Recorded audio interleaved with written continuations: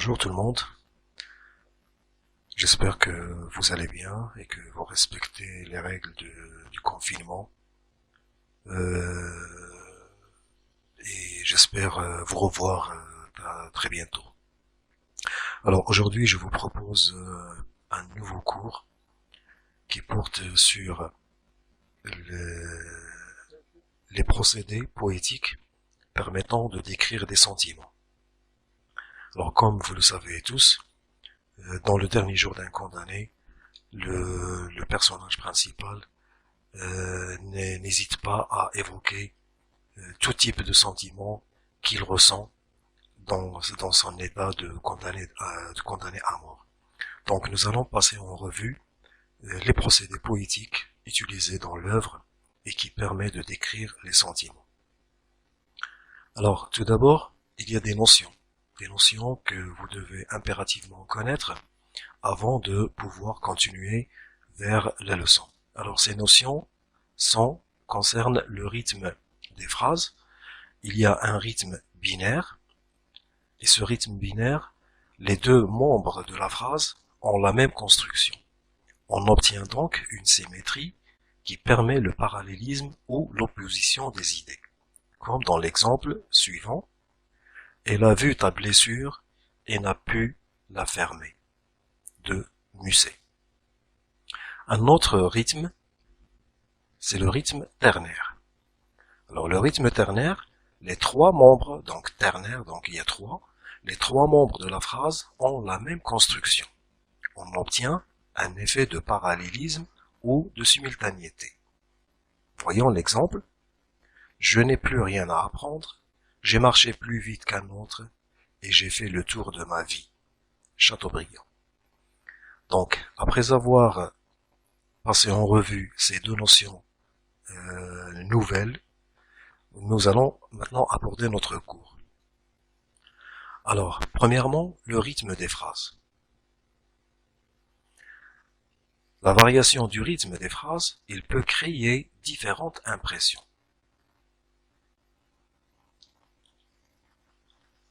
Un rythme binaire produit une impression de stabilité, d'équilibre, ou a au contraire un caractère tranchant. Comme dans l'exemple, mon corps est offert dans un cachot, mon esprit est en prison dans une idée. Le rythme ternaire, il produit inversement une impression d'instabilité, de malaise, ou au contraire, de majesté dans certains poèmes. Ce rythme omniprésent dans le premier chapitre du dernier jour d'un condamné et dans les chapitres suivants donne de l'élan au texte et convient bien à l'expression du malaise du condamné. 2. Des images. Alors qui dit des images, dit les figures de style. Nous avons la comparaison. Comme vous le savez déjà et on l'a déjà vu, pour décrire un sentiment, il est parfois difficile de le caractériser. C'est pourquoi l'on a parfois recours à la comparaison. Comparer, c'est mettre en rapport deux choses, deux personnes, une chose et une personne, deux idées, et insister sur leur ressemblance ou leur différence, leur égalité ou leur inégalité, c'est-à-dire infériorité ou supériorité. Cette mise en relation se fait grâce à des moyens lexicaux ou grammaticaux. Des mots comme ressembler à, semblable à, pareil à, tel, ou bien des propositions juxtaposées,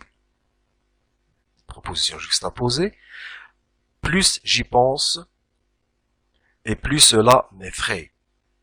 Le comparatif et le superlatif. Plus effrayant que, le plus effrayant, ou bien le complément circonstanciel de comparaison, elle est toujours là, cette pensée infernale, comme un spectre de plomb à mes côtés. Il peut être introduit par des locutions prépositives, à la manière de, à la façon de, en comparaison de, et enfin des locutions conjonctives telles que, ainsi que, de même que ou la conjonction comme. La métaphore. La métaphore, c'est une figure de style qui consiste à souligner une analogie, c'est-à-dire des points communs entre deux réalités dont les ressemblances ne sont pas toujours évidentes à saisir. Le comparé et le comparant sont identifiés l'un à l'autre sans outil de comparaison, contrairement à la comparaison. Lorsque la métaphore se poursuit sur plusieurs phrases, on parle de métaphore filée. Dans le chapitre 1, le paragraphe 2, métaphore qui assimile l'idée de la mort à un spectre de plans. Métaphore filée qui va se poursuivre dans le paragraphe 5. Nous avons également la personnification. À travers l'emploi de la voix passive active, la personnification est un cas particulier de la métaphore ou de la comparaison, dans lequel le comparé est une chose, un être non humain ou une idée, comme dans le paragraphe 5 du chapitre 1. Et le comparant est une personne. Les verbes employés pour décrire l'idée de la mort dans ce paragraphe 5 du chapitre 1 décrivent des actions humaines, celles d'une personne harcelante. Cette pensée infernale, elle se glisse, se mêle, se colle, m'obsède, épie mon sommeil et reparaît. Cette idée est aussi décrite comme seule et jalouse. L'antithèse. L'antithèse, on l'a déjà vu aussi, mais deux antonymes en relation logique. L'effet produit est l'opposition vigoureuse de deux idées ou de deux termes. Je pouvais penser à ce que je voulais, j'étais libre. Maintenant, je suis captif. Troisièmement, le choix des adjectifs, l'utilisation d'un champ lexical.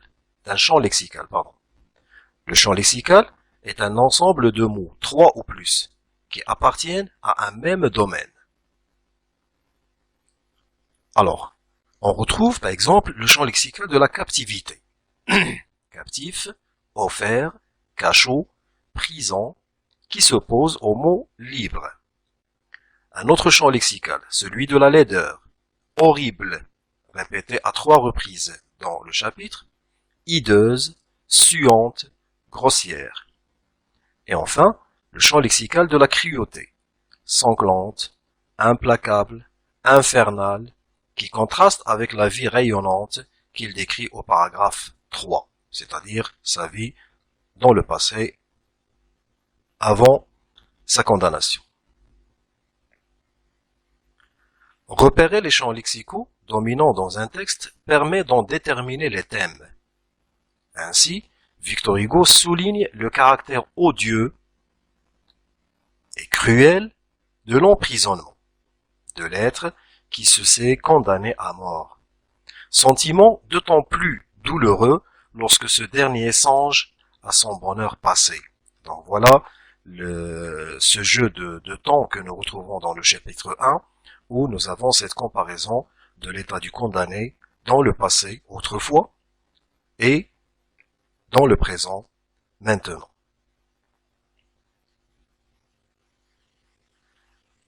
Alors, quatrièmement, pour conclure, la présence d'un très grand nombre de procédés grammaticaux et poétiques dans la première page du dernier jour d'un condamné ne prouve que le texte est extrêmement travaillé, plus que ne le serait un simple journal.